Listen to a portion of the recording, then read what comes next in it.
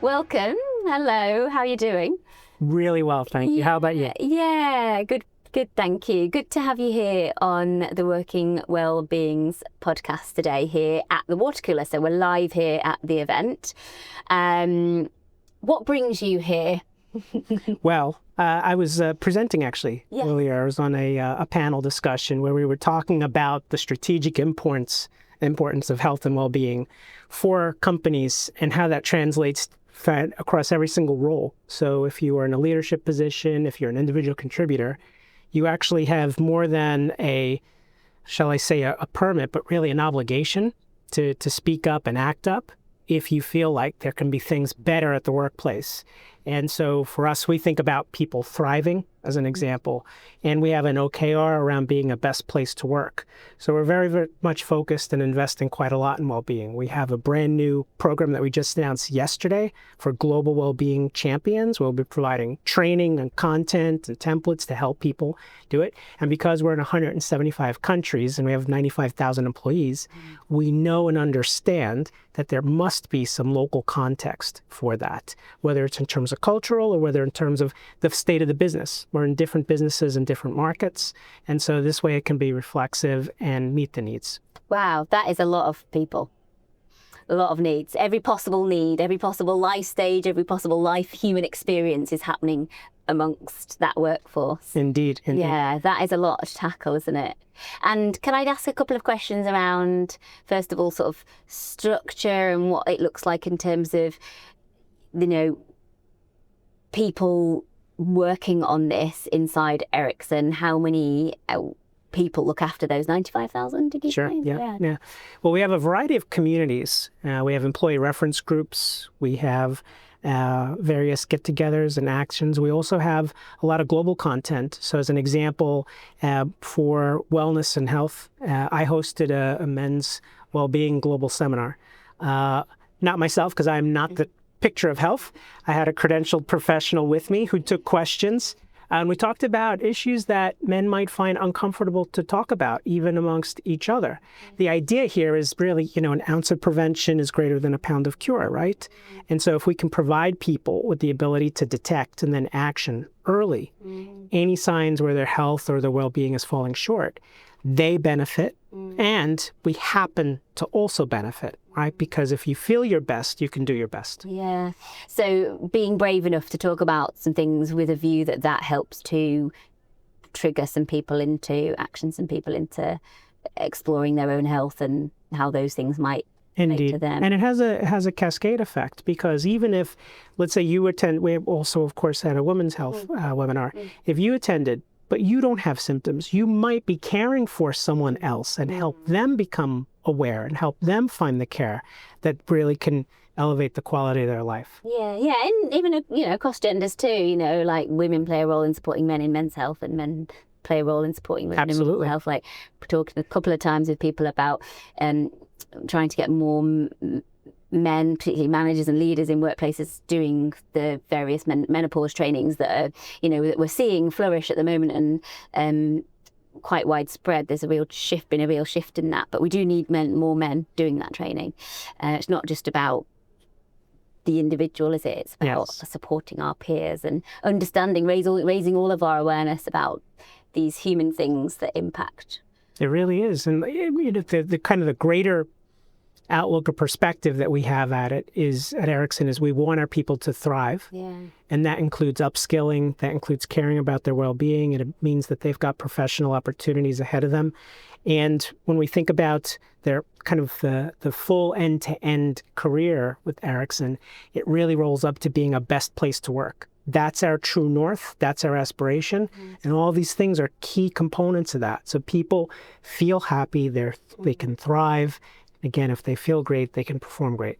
Yeah, so Ericsson is, a long-established organisation, and these kind of commitments and values that you're talking about sound amazing. But what a lot of organisations experience is, this has changed. This conversation has changed. Society has changed with our awakeness and acceptance of a lot of this. These slightly more scary conversations about specifics specific things and taboo things. Where do you think Ericsson is at on that journey? To be fair, that there'd be some cultures that might need changing, like in lots of organizations. Indeed. For sure, there are cultural differences in different parts of the world. There are varying levels of readiness and comfort in discussing and engaging on certain topics. But I think macro level, if we zoom all the way out, Ericsson at its heart is a company about connectivity, connections. And while it's on a technical level, the mobile that you carry around and so many other things, it's also things like critical emergency services and really connecting people. We think connectivity is a fundamental human right. And so that's how we think about things. And when we think about the connectivity then amongst employees, all of our colleagues, what we really want them to be able to do is to feel like they're valued, feel like they're included, because they actually and genuinely are. And when you think about, as an example, I think feeling inclusive or included and feeling valued is really adjacent with diversity and inclusion. I think those are tightly threaded. And if you think about countless studies that are out there, McKinsey had a paper in 21, right? Why diversity matters. Top quartile companies outperform the bottom quartile companies for gender diversity by 48%. 48. Who would not love a win-win competitive advantage, right? Where your employees are thriving, your business is thriving. That's just win-win. And by the way, you're doing the right thing. Yeah, that's a really good point, because sometimes I think that gets a bit lost as well. Like, it really we're does. Looking for the evidence and the rationale, but it's just because it's the right thing. And if one of the difficulties with anything is the why? What's the compelling why? And different people will approach that in different ways. If you've got the left-brained individual, they love crunchy quantitative, right? What's my competitive advantage? What's my cost benefit? What's my return on investment? The right brain is going to be more about doing the right thing. If you don't have a narrative, though, that can resonate with both, you're going to have substantial friction in trying to progress with things. And so making sure that people see themselves in the outcome and they have a shared feeling of accountability, that really helps to accelerate things. Yeah, absolutely. So you mentioned just now about your new Wellbeing Champions Network program. Yes. Yeah, and that's training, development, support for them. Did you have Wellbeing Champions before, and now you're kind of revamping it, or is it something completely new? Can you tell me a bit more about it? So I'd say somewhere in the middle of the two. I'd say before it was primarily volunteer and bottom up with access to resource. And I think now there's more centralized resource that's being provided. The idea is to help reduce the weight, so to speak, of the local volunteers, provide them with more, enable them with more so that they can reach more and do so in a far more scalable way. Yeah. So do they have protected time around what time they spend on their role as a wellbeing champion versus their kind of day job? It's not on paper, so to speak, but it's absolutely something where a person will have a conversation with his or her manager, and that manager will be very, very supportive because we're really invested in making sure people have a healthy workplace. It's an example why we do things like free counseling for employees and their immediate family, so that if there's a difficult situation, they can find help, comfort, and resource. And also that's why we're thinking about making sure people have free headspace. So we're very, very clear around don't have back-to-back meetings. You will never ingest and contextualize what it is you just walked away from. Getting away from the screen, and my team, I say this all the time, I don't care if you tend your garden, get steps in, take a nap, I don't care what it is, just get away from the screen. And if people try putting in a meeting during your lunch hour, your wellness hour, refuse it, and I'm happy to take the blame. How does that actually kind of play out? Like, have you looked at the kind of uptake of buying into those suggestions, or because it's so easy, isn't it, just to go back-to-back Teams calls all day? It absolutely is. And you're like, oh, when am I going to do the work? You almost have to actively disincentivize that behavior. So if someone's off and I see that person on Teams, they're going to get a little nudge from me. Why are you on? I don't want you to do that. And the thing is, it's really important. All of us get signals We get signals from either people who are reported into or the organization at large. We have a very big responsibility to send the right signals. Don't be working on the weekends. Don't be working before hours. Don't be working after hours. And family comes first. Absolutely first. If something's happening, if there's a medical situation, don't even ask. Just go to it. We'll figure it out later. Work will always be there. So a lot of the success of those sort of intentions really and permissions really comes down to sort of managers and their training confidence to do that follow-up, to call out or flag, I saw this, or why are you sending emails at 9 p.m.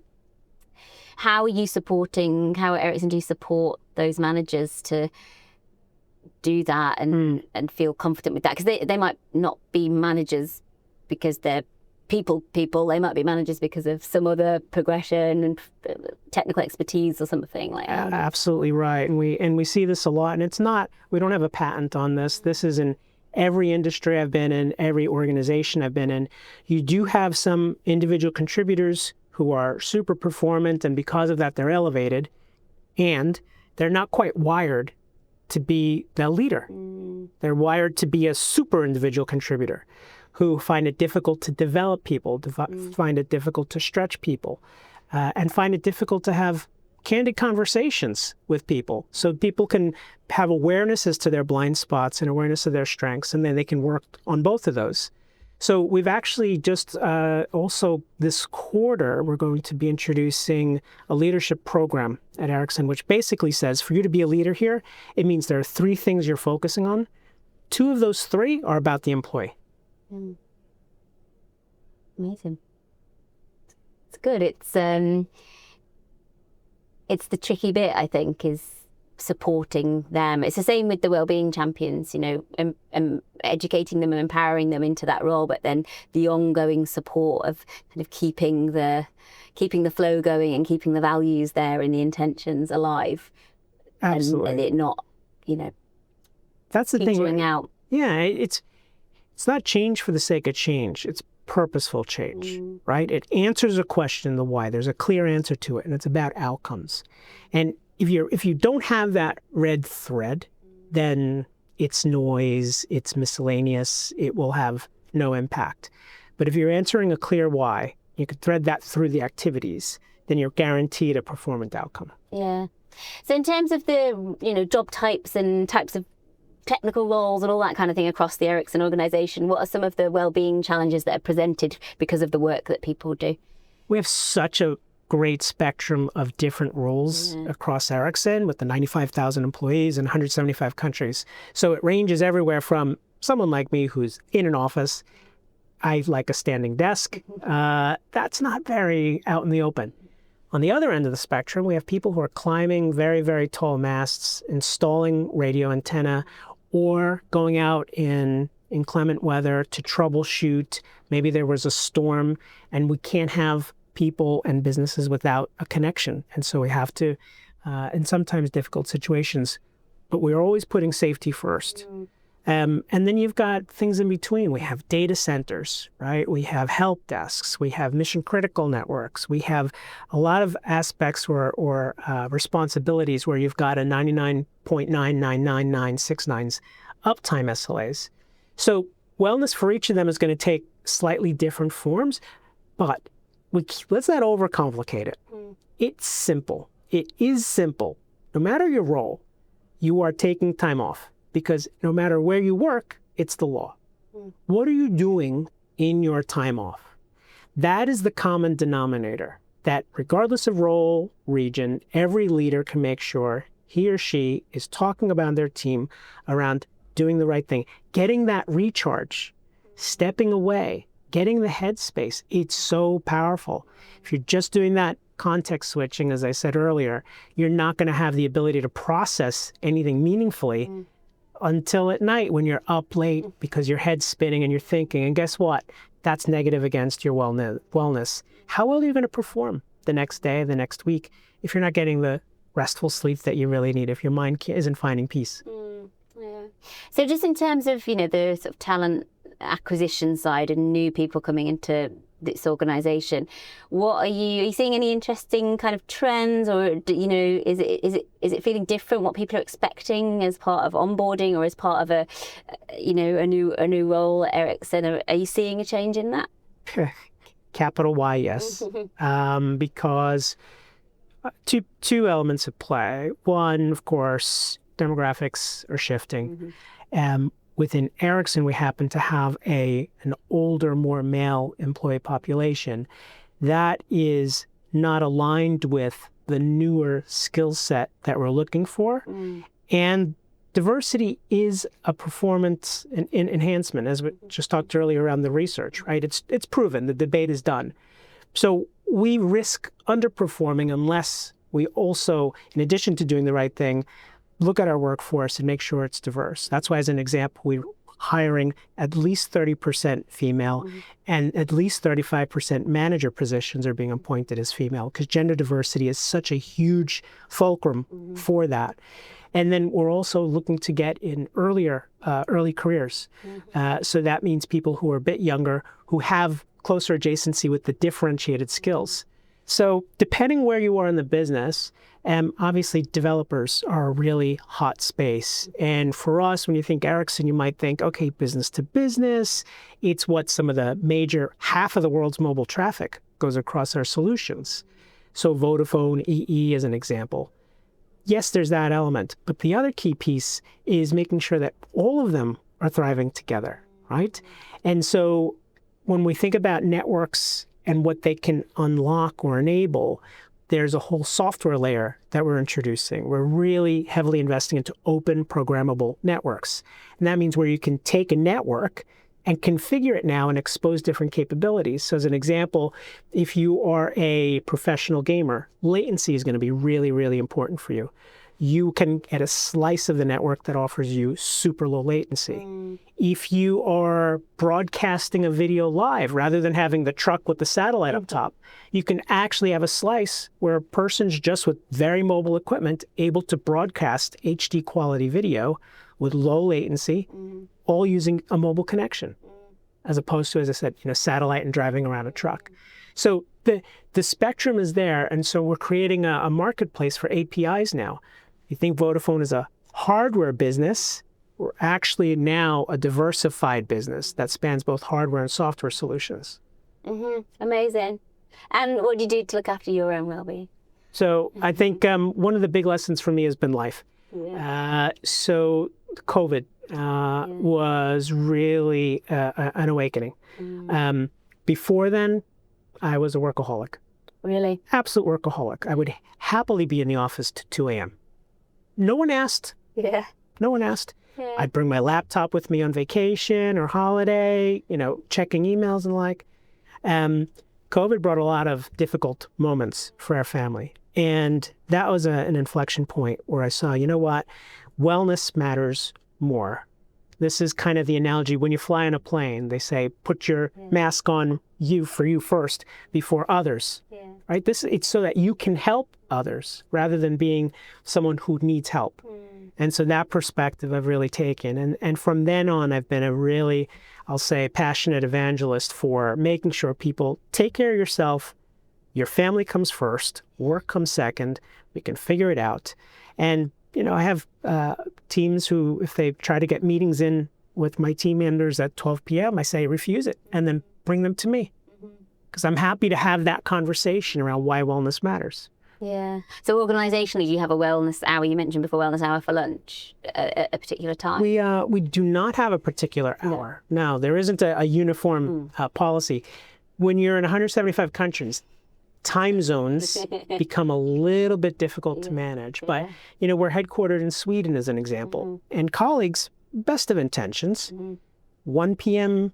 CET time, they will schedule a meeting, which is 12 p.m. UK time.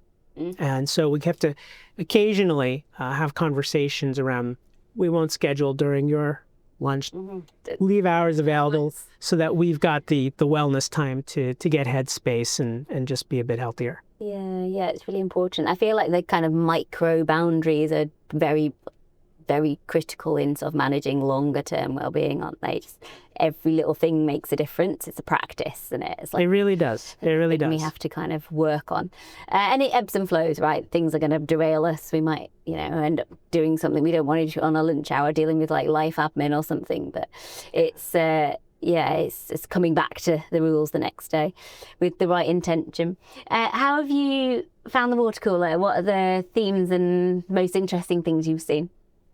The most interesting things I've seen, there's a giant bus parked, a couple of meters from where we're seated. I can't say I've seen that before. Yeah. The Zen bus. It's awesome. If it was the party bus, maybe that would be a great location for this podcast. But in addition to the bus, I think there have been a lot of displays where we're looking at really tapping into digital in a healthier way. I think from a health and well-being and digital perspective, I think it's a bit easy for people to be fearful of that. And there's some well-earned negative perceptions around it. For children, cyberbullying is a really serious problem. For those of us a bit older than children, sometimes we tend to doom scroll at night, and then we're, finding it difficult to get to rest. But I think Gen AI actually can be a really big enabler, because I mentioned earlier, as part of our wellness program, we offer free confidential counseling. Mm-hmm. What if you're in an abusive relationship? What if overhearing your conversation puts you at risk? What if you just don't have a quiet minute in the house until it's 2 a.m? All of a sudden, this great program is more difficult for you to access than it is for the others. So potential real way to democratize this is free. There's Gen AI everywhere, as we all know, right? How about if I can now have that quiet conversation, or maybe I type something I'm uncomfortable to say, or in the quiet, I don't fear someone overhearing what I'm going to say, or finally the kids are down, or finally I've got a moment, I can just type. And then maybe you start the journey that way, and then a human picks it up, right? A counselor picks up, I've got this history. All of this, of course, would be within the bounds of programs. So ours, as an example, is completely confidential and anonymous. We have no idea who has used the service. By design, not by accident. It's by design. The same can be parlayed into this type of, I'll call it journey. And now all of a sudden, I think digital can be an enabler for actually greater health for more people than our traditional approaches. Yeah. So are you using an EAP for that counselling service, an external provider, or have you got something of your own? We're using an outside. Yes. Yeah. It's a great way to ensure there's an arm's length, right? It puts an intentional wall between us and those who are making use of the service. Yeah, really crucial. Do you have any in-house sort of service around more to do with perhaps the occupational health or challenges that employees are facing, or is it all signposted out externally? It depends on the element, and that would probably be another discussion unto itself. I think the simplest way to describe it is some of it is within internal and some of it is third party. Yeah. Amazing. Well, it was really great to chat to you, Jason. Thank you so much for your time today, and well done on the awesome work that everyone at Ericsson is doing to create real, positive intentions and values to support well-being. I imagine your workforce really does feel it. There's always going to be the challenges, isn't there? But I imagine they're really kind of feeling supported. We're striving to be a best place to work. That's an OKR that we are very focused on. Yeah, amazing. Thanks for the time. Thank you. Appreciate it. Thanks for listening to the podcast. This episode is brought to you by Wellhub, the corporate wellness platform transforming how companies care for their teams with a single subscription. Get an exclusive free trial using the link in the description below.